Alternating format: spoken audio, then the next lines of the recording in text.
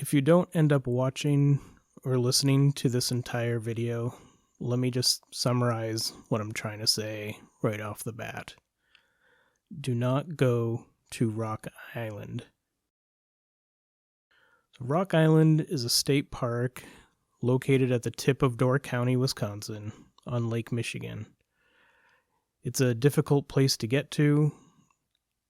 To get to the island, you have to take a car ferry from Ellison Bay to Washington Island, drive across Washington Island to Jackson Harbor, then take a pedestrian-only ferry to Rock Island. No vehicles or bikes are allowed on Rock Island.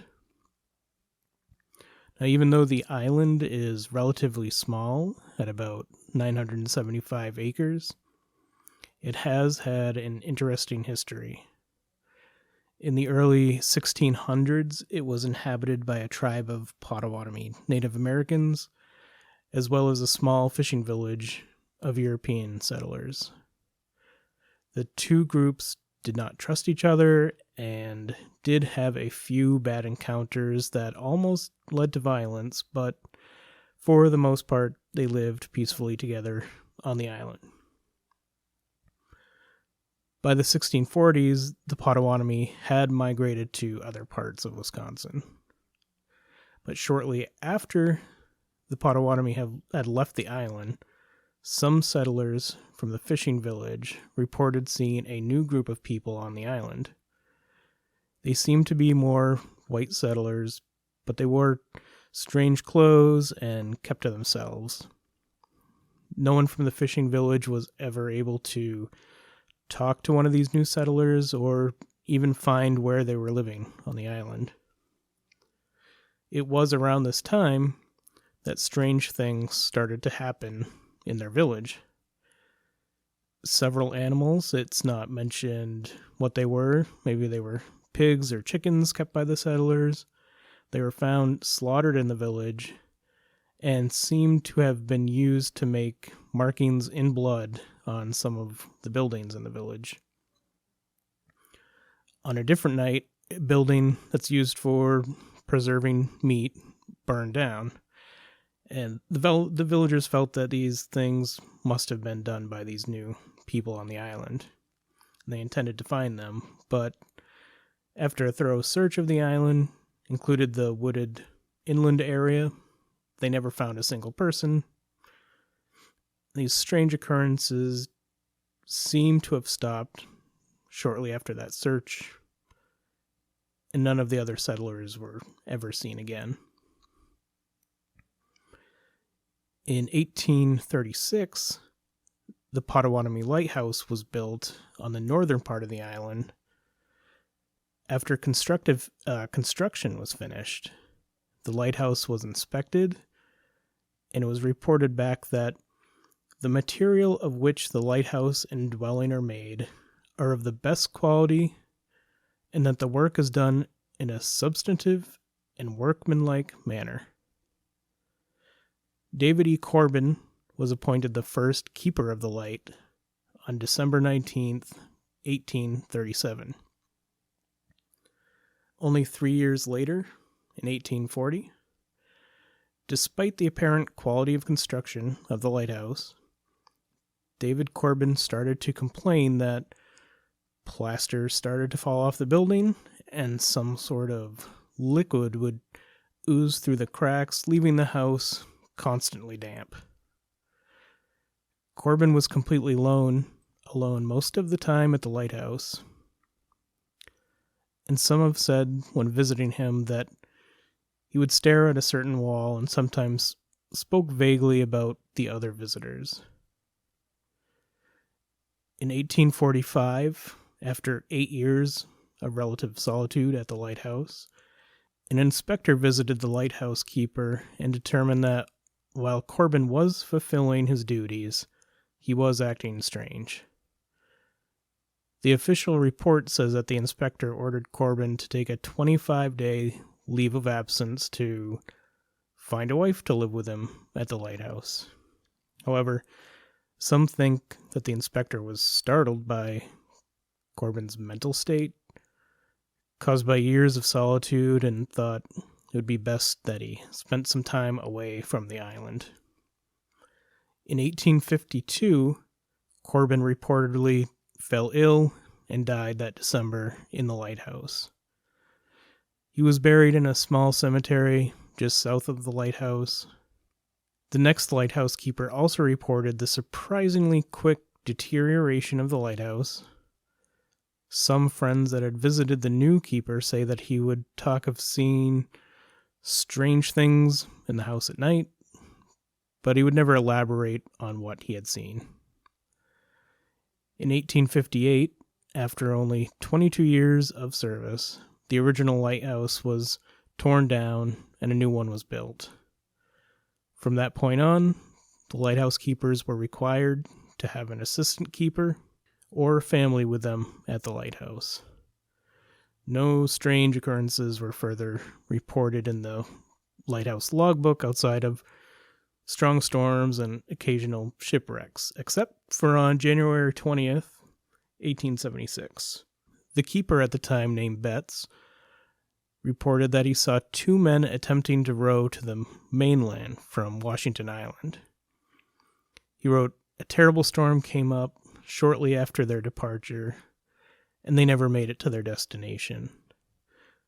Then over 3 months later, on May 3rd, 1876, Betts wrote, "The two men who were lost last January have been seen several times, once from Caney Lighthouse and once from Jacksonport. The men were apparently frozen stiff and sitting upright in the boat among a mass of ice. At last account, they were still adrift. There is not much hope that they will be found and buried." By 1900, most of the island's inhabitants left for better fishing areas on Lake Michigan. In 1910, a successful business owner and inventor, Chester Thorderson, purchased all of the island except for the land that the lighthouse occupied in the north. He used the island as a private summer retreat from his business in Chicago. Thorderson is responsible for the unique and mystifying buildings and structures that are still on the island today. On the south end of the island, he built a giant stone hall that has a boathouse on the lower level. There's a stone water tower that was built on the east side of the island, and an imposing wooden gate was constructed on the west end of the island. The Great Hall was used to store Thorderson's immense book collection. He had over 11,000 books, and it's rumored that he possessed some very rare books on the occult in his collection. Thorderson died of heart failure on January 6, 1945, though some have speculated that he saw something that actually scared him to death. I couldn't find any writings from Thorderson, however, that mentioned him experiencing anything strange on the island. After his death, multiple churches and universities were interested in his book collection, but he had willed it to the University of Wisconsin-Madison, providing that they purchased it for $300,000, which they did. Some of this history is hard to find on the internet, but there are a couple binders in the Great Hall still that has a lot of this documented, and Thorderson's personal papers are housed in the archive section of the State Historical Society of Wisconsin. All of this history I gave is just to provide a little context for experiences I have had, directly or indirectly, on Rock Island. On August of 2021, I took my first and last trip to Rock Island. After taking 2 ferry rides, I arrived at the island at about 2 p.m. I had booked the remote campsite E, which is a backpacking site. It's a little over a mile from the dock. I took my time hiking out just to enjoy the scenery and took a couple breaks just due to the weight of my backpack. It was definitely packed more for camping than hiking. Then I got to my site. I set up my tent. I got everything situated, started gathering sticks and driftwood from the beach so I could start a fire. On my third trip back from the beach, before I got to my site, I heard a single high-pitched squeal coming from the forest. It didn't sound close, but it was such an unusual sound that I stopped in my tracks and waited a good 30 seconds, waiting to see if it would happen again. It didn't, so I continued back to my site. When I got back, I began working on getting a fire started. Now, the remote camping sites on Rock Island are pretty well spaced out. Sites C, D, and E are grouped together, but they're probably 100 yards between each site. There's not a real trail connecting the three sites directly, but enough people have kind of walked around the ridge between the three that there's enough, you can see that there's an obvious path. As I was setting up some sticks in my fire ring, something caught my eye, and I looked up. Fairly far away, it looked like it might have been at Site D, maybe a little further, was a person running in my direction. My first thought was, well, that's odd, because, like I said, it wasn't really a trail they were on. Then my mind just went to, there must be something wrong, this person needs help. They got a little closer, and it looked like maybe it was a woman in loose gray clothes, maybe in a hoodie.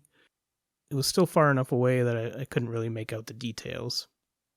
I quickly stood up from the crouching position I was in, and just as I did, I heard that high-pitched squeal noise again.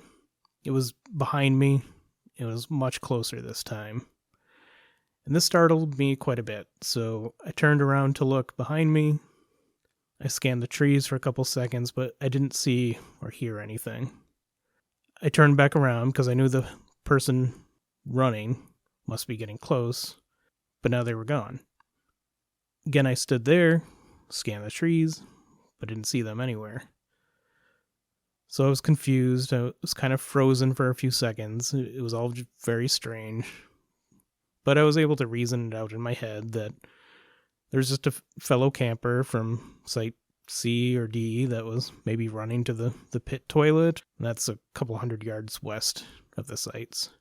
I tried to forget about it, but it was really just bothering me. I did not like whatever that squeal noise was. I just felt strange. With some effort, though, I decided just let it go, started my fire. I had a quick meal, had a couple adult beverages, and started to take a little walk. I hadn't seen sites C or D yet, so I thought I would check those out, see if I have any neighbors camping nearby. Site D was empty. I did see the path that led from that site to the main trail and pit toilet, so that made me feel a little less uneasy about the runner. I figured it was maybe someone from Site C that took a strange way to get to the main trail by going through Site D. It didn't make a ton of sense because I still should have seen them, but it made me feel a little better. I continued on to Site C and saw there was a tent set up. I really didn't want to bother anyone, but I thought I'd go over with the excuse that I would introduce myself as a camping neighbor from Site E and see if anyone looked like they may have been the person running earlier. I came up on the site, and there were a couple sitting at a picnic table. Neither of them looked like what they had been the person I saw running. I introduced myself, and they introduced themselves. They were probably in their mid-30s. They were very nice. Both seemed to be pretty drunk, but a quiet drunk. I didn't ask about the runner or the squealing noise because I thought it might be weird. I wished them a good night and walked back to my tent. When I got back, I had a cigar, had a few more drinks. It got dark and started as a perfect night. The sky was clear, and I was just staring up, looking at just millions of stars. I felt better about everything from earlier and felt stupid about the whole thing and decided to get some sleep. It was a long day, so I fell asleep almost immediately. At around 2:30 a.m., I woke up by a huge boom of thunder. It started downpouring. The wind picked up and the temperature dropped. Now, I love camping in the rain, but I do not like camping in a lightning storm. A pretty big storm came through, and I was starting to worry a little. The wind was whipping at my tent, and the ground was just shaking from the thunder and lightning. I did not feel good about being out there in a tent, and just felt very exposed.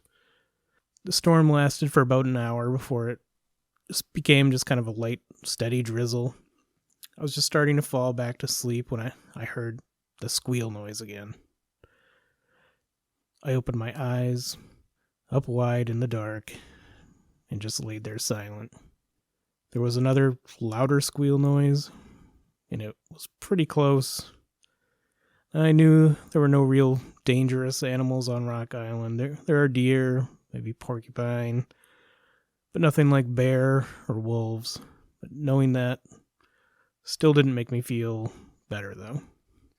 There was just something about that squeal I didn't like. Now I say squeal because that's the best I can describe it. It sounded like a pig squeal. I don't honestly know that much about pig noises, but that's what I thought of when I heard it, like an injured or angry pig squeal. And I continued to lay in my tent, started to hear footsteps outside my tent. It was still raining, so the sounds were pretty buried in the sound of rain, but definitely sounded like somewhat large animal or human walking around. And I sat up on my tent. I took a knife I had out just to make me feel better. In my head, I just kept saying, you know, it's an animal. It's fine. There's nothing in these woods that can hurt you. I listened to the footsteps. They started moving away from my tent. I just sat there being still, holding on to my knife for maybe 10 minutes or so without hearing anything else. I started thinking to myself, it's fine. It's just an animal. You're being stupid. You need to get some sleep. But just as I was about to lay back down, there was a very loud squeal, and it was right outside my tent this time. And it felt like my heart just stopped, and a shiver went down my spine. My heart was beating so hard, my entire body was pulsing. I felt that in my ears. It took everything in me, but I forced out a get out of here. Not shouting, but just as stern and mean sounding as I could at that moment. I didn't hear any more squeals or footsteps that night, but I also didn't sleep very well the rest of the night. I just sat there in my tent, maybe for an hour before I laid down. Eventually the rain stopped. I kept laying there until the sun came up. All that time just kind of reassuring myself I was being stupid. It was just an animal. And it was probably 7 a.m. before I decided I had to get out of my tent to relieve myself. But then as soon as I stepped out of my tent, I saw that my picnic table had been turned over and was upside down. When I saw this, I surprisingly calmly thought, okay, this is enough. I'm leaving the island today. I checked my surroundings. Nothing else seemed out of place, and I eventually reasoned to myself that the wind had blown over the table during the storm. That still seemed strange, though, just because the table was pretty heavy, and I felt like I would have heard the table flipping over, but that might have made sense. I made some cold instant coffee, had a bite to eat, started to feel a little better about the whole thing, then decided to go for a hike. And I admit, I get easily scared just when I'm out camping by myself in the woods. Maybe that's natural. But after I had some coffee and food and the sun came out, I realized nothing I heard or saw was really anything that couldn't be explained. Other than not getting a good night's sleep, I was having a pretty good time. The reason I came to the island in the first place was to hike the 7-mile Thorderson Loop Trail that has a lot of interesting things to see, and I was excited to start that hike. I packed a few things in my backpack and started off. Fairly close to my site is the water tower, and I have no idea how it originally worked or why it had to be a tower, but it's an impressive building with a fireplace that it looked like someone had recently had a fire in it. A little further down the trail was a cemetery where 2 sisters and a few others are buried. It's believed there are still more buried in unmarked graves there. Those are likely some of the settlers from the old fishing village. And the island actually has 3 cemeteries. There's one by the beach, and that's where Chester Thorderson is buried. There's one on the eastern part of the island where the 2 sisters are buried. And there's one in the northern part of the island where the original lighthouse keeper, David E. Corbin, is buried. There's also at least one Potawatomi burial area on the island, but no one really knows exactly where that is. So I kept walking on the trail until I came to a nice scenic overlook area with a bench where I sat down and had a drink of some water. And I started to hear some talking on the trail ahead of me, but I couldn't see anyone yet. There was a bend in the trail there, and the trees were thick, so I sat on the bench, waiting for these people to come around the bend. The voices were coming closer, and I could tell that they weren't speaking English, but I couldn't place what language it might have been either. Both voices were very, very deep and guttural. Then, back deep in the woods, I hear a loud and quick, ooh, ooh. Sorry, that's my imitation of the noise, but immediately, both the voices I was listening to responded with their own, ooh, ooh, ooh, ooh. I kind of smiled then. It sounded like the 2 heard whatever it was in the woods, and they were trying to be funny and mock it by responding. But I got off the bench, I put my backpack back on and started walking in that direction, further down the trail where the voices were coming from. But I never did find these people. The rest of the hike went very well. I visited the cemetery where David E. Corbin is buried. I took a self-guided tour of the Potawatomi lighthouse. I passed the wooden gate that apparently used to be part of a larger structure. I walked by the Great Hall and the dock area from where I arrived on the island. Visited some of the other structures on the island. Came across the cemetery where Chester Thorderson is buried. Then just kind of finished up that loop by returning to my campsite. It was a very nice hike with a lot to see. Wasn't especially difficult, but I was tired. I did walk down to campsite C to ask the couple I spoke with the night before how they did with the storm during the night, but they had packed up and left. I was disappointed because I also really wanted to ask them about the squealing noises during the night. And the rest of the evening was pretty uneventful. I built a fire, made some meals, had a cigar, had some drinks. As soon as it got dark, I was ready for bed since I had so little sleep the night before. I got into my tent, quickly fell asleep. I might have been asleep for maybe 3 hours when I woke up suddenly and was just immediately fully alert. Nothing I was aware of caused me to wake up.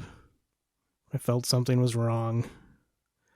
I sat up in my tent, and this part's a little hard to explain. A feeling of complete dread washed over me. It was unlike anything I'd ever felt before. It felt like there was something in the tent with me. And I could feel that it was angry. Just seething with anger. Rageful, even. and I could feel its hatred for me. It felt like something very bad was about to happen, and I couldn't do anything about it. And I just started to shiver uncontrollably. And then the smell of garbage or rotten meat, and it just started to get stronger and stronger to the point where I wanted to throw up, but I couldn't. I was just frozen. I had never felt so exposed and helpless. And I just stared forward at nothing, just frozen. And the weird thing is, I accepted whatever was about to happen to me. It was like my brain telling me that whatever is about to happen, even if it's death, will at least be relief. And then I passed out. At least I have to assume I passed out. That's all I remember until I woke up at about 8 a.m. that morning. When I woke up, I was laying outside of my sleeping bag on top of it. And my legs were in a unnatural and uncomfortable position. I was on my back with my left leg straight out, and my right leg was bent so that my foot was up against my left knee, and my heart started pounding. But I kept thinking to myself, it was a dream. I'm leaving right now. It was a dream. I'm going to leave right now. And I packed up everything as quickly as I could and started back toward the dock to catch the first boat off the island. Since the first boat from Washington Island doesn't arrive until about 10:30 a.m., I had to kill a little time around the Great Hall and dock area. I wanted to get off that island so bad, but I did feel a little better just being out of those woods and I could see other people around. I sat down on a bench just a little to the east of the dock, lit a cigar just to give me something to do while trying not to think about the night before. I was sitting a few minutes and just scanning out over the water when I was startled by someone behind me saying, "Hi." I jumped up and was embarrassed when the person came around saying, sorry, didn't mean to scare you. I saw you were smoking and just came over to ask if you had a lighter." I felt like an idiot and told him, that's fine. I just didn't sleep very well the night before, just kind of zoned out. And I handed him my lighter. He thanked me, lit a cigarette, and handed the lighter back to me. We started to talk about the usual things you might talk about. He said he was from around the Madison area. We talked about the storms we've been having. He seemed to be a real outdoorsy kind of guy and talked about his plans to move to Washington Island. It was a nice, normal conversation and kind of took my mind off the night I just had for a little bit. He seemed like a pretty nice guy. Then naturally, he asked me what site I'd been staying at. I told him I was staying at Site E the last 2 nights. He said he usually books that site, but I must have reserved it before him. He said he had booked Site D the last 2 nights, and I was surprised by this because no tent or anything was at Site D the 2 times I walked past the site, and I told him this. And he said he comes to the island a few times a year to you have to book a site to go there, but he actually camps at different areas on the island. And I asked him where he camps, and he told me most of the time he camps in the East Cemetery. but he also likes to camp in the woods south of the lighthouse. He told me he hikes about halfway down the Fernwood Trail and just kind of heads north into the woods where he finds a place to camp. He said that one time he found the ruins of a small log house in those woods, and he's going to try and find it again and camp inside of it. And at this point, I started just to change my opinion about this guy and wanted to change the subject, but then he asked me if I heard the screeching noises in the woods. I took a second to reply and knew he was talking about the squealing I had heard. And I told him I had, and asked him if he knew what it was. This time, he took a second to reply, and I saw his face change. He looked like he was thinking if he should tell me something, like a secret. And my jaw just kind of tightens up thinking about this conversation with this guy, but no expression at all on his face. He says, matter-of-factly, a demon lives on this island. And under any other circumstance, I would have laughed this off, but not after what I experienced that night before.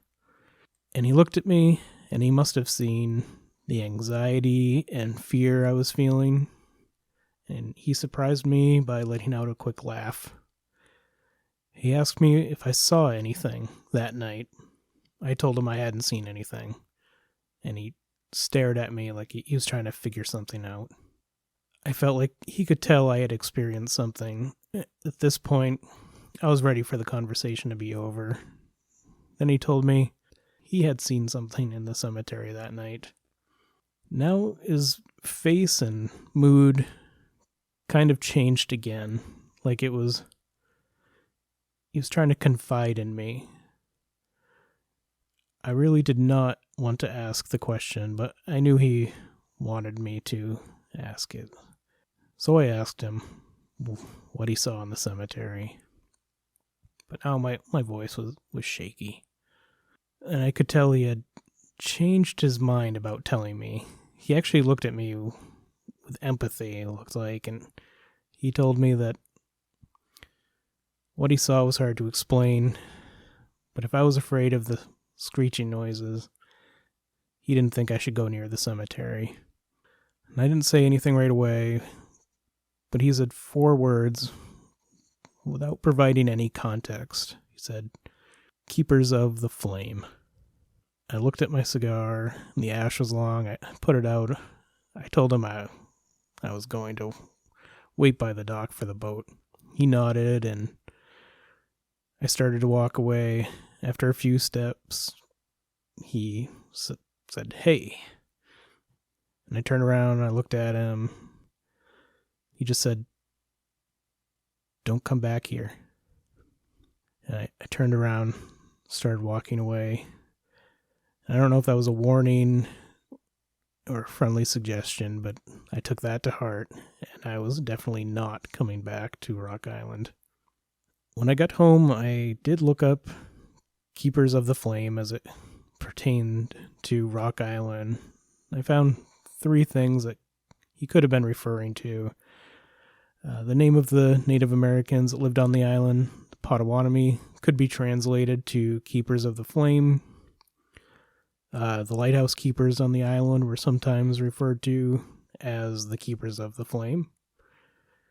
Then there was also this 19th century cult that was said to visit the island from time to time that called themselves the Keeper of the Flame. I know that hundreds of people visit Rock Island every year and have a great time camping, hiking the trails, and exploring Chester Thorderson's buildings.